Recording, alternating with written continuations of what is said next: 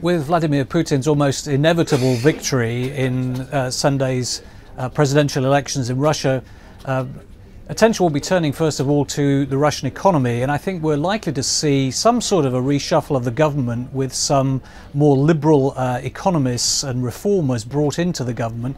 But I think the likelihood that we'll see any real reform is very small. The kind of things that's needed to boost the economy, strengthening the rule of law, strengthening competition law, could hit Vladimir Putin's inner circle too hard. So I think we're much more likely just to see tinkering around the edges, and that won't be enough to really boost economic growth.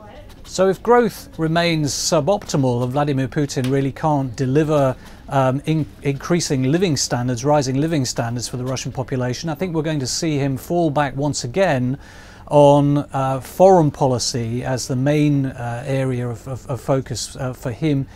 He will be trying to present Russia as a besieged fortress, a country that's surrounded by enemies that are trying to do it down, and him as the only person who can defend Russia and restore it to the kind of greatness to which he and many Russians aspire.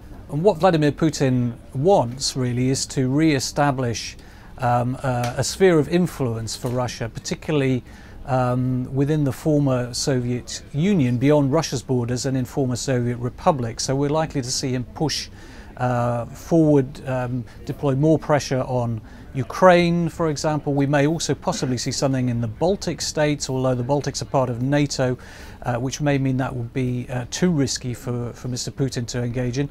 But another area which is still to play for, as it's mostly not in the EU or NATO, is the Balkans, and Russia has been trying to rebuild its power and influence in the Balkans.